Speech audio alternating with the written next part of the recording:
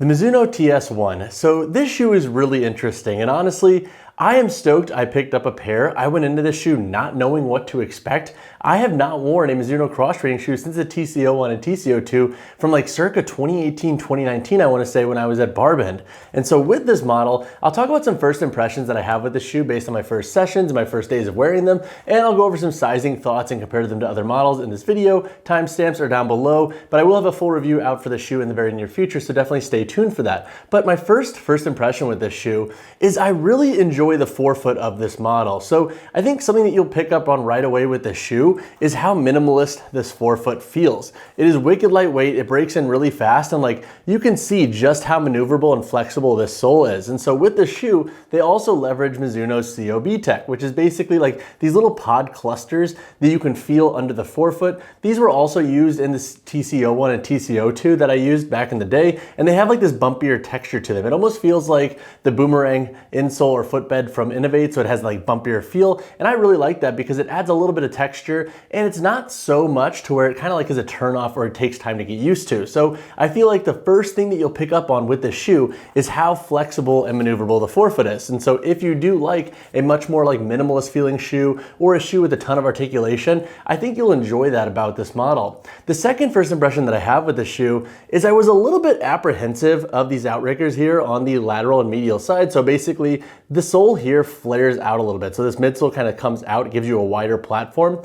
And with shoes like this, I never really know how it's going to go, because sometimes when shoes have this like very harsh platformy feel, you kind of like spill over laterally, and it's like just kind of limits your stability as a whole. But this shoe I feel like does a really good job at kind of like walking this fine line of having a little bit of give to this, but then also promoting overall stability. So I made a point to do a lot of lateral work in this shoe, and I haven't had any issues yet where I'm like landing laterally and like tipping over just because this is so abrupt and sharp. And so if you do a lot of lateral and multi-directional work and you're an athlete, for example, I don't think you're gonna mind this, and I actually think you'll probably enjoy the stable platform of the shoe's base here. And I've yet to find it kind of being off-putting for my training, and I think that has to do with just like how lightweight and flexible it is. As you hit this midfoot and back into the heel, it doesn't flex as much obviously, but there still is enough give here, and the heel is dense enough to train pretty heavy in.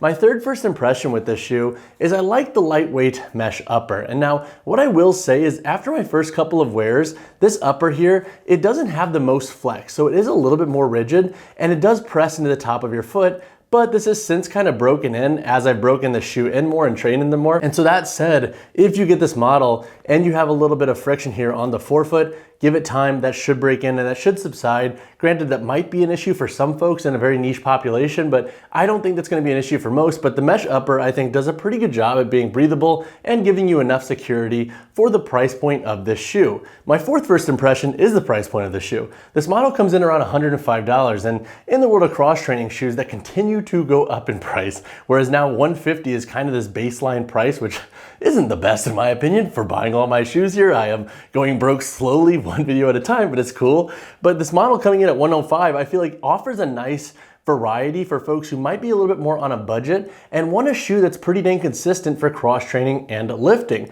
Will this be the best shoe for CrossFit? I don't necessarily think so, because I don't think this sole is going to withstand, like for example, rope climbs from a durability context. But if you're just using them for CrossFit workouts where you don't have a ton of abrasion from things like rope climbs, I think they will be okay. But that said, for like $105, I feel like if you're a generalist and you just want that shoe for some athletic style workouts and some lifting, this model should do pretty dang well for your overall needs. My fifth first impression with this shoe is it kind of has like a classic athletic fit to it. So with this model, it has a pretty classic silhouette regarding its overall shape and feel on the foot, and the forefoot isn't the widest, but I also never felt like it was like overly restrictive. So I have an E to double E width foot, and I found that this forefoot I think breaks in pretty dang well regarding giving you enough stretch to the upper to where it doesn't feel super restrictive. And now that said, if you do have a wider foot, I would definitely buy them from a retailer where you can easily return them just in the event they are too narrow, or wear thinner socks. That's what I've also been doing to kind of help mitigate any form of width restriction up here in the forefoot. But I do like the feel of this model. This model has a 4mm drop, and it feels kind of similar to some of the older Metcon models in my opinion. Does it have that same like low profile feel through the midfoot and heel? No, but it does have like this kind of like classic tennis shoe feel that I loved growing up in like high school and whatnot. And so all that said, the stability and versatility of this shoe have been pretty dang solid, and honestly thus far I've been pretty stoked on the TS-01. And now when it comes to sizing recommendations, I think most folks should be safe going true to size in this model. I feel like this is going to be a shoe that fits narrow, medium, and slightly wide feet really well. And then if you have exceptionally wide feet, you might want to steer clear of the shoe. Also, because we do have a pretty aggressive midfoot taper here, if you have flatter feet and wider feet, or if you just hate any form of arch at all in your shoe, I would also stay clear of the shoe. I don't think the arch is so abrupt to where it presses in the foot per se, but with this upper being a little bit more lightweight, I think you might have a tiny bit of spillover there if you do have a flatter arch and you want a little bit more width to allow your arch to flex and compress while you're training. But true to size, I think, should be the move for most folks. All right, so just to give you all a little bit of a sizing rundown between the Mizuno TS-01, the Reebok Nano X4, the Adidas Dropset Trainer 2,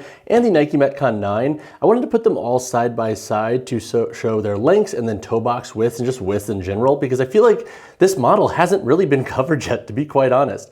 But looking at the widths of the forefoot, it is very similar to the Reebok Nano X4. Now, I do feel like the upper volume in the TS-01 gives you a little bit more wiggle room compared to the flex weave in the Nano X4. And so that's why I feel like this model might actually have a more spacious feeling fit for some folks. And something to note about the shoe is it doesn't have an insole. So it doesn't come with an insole. It has this finished internal construction here. And so that does give you a tiny bit more upper volume in this model as well.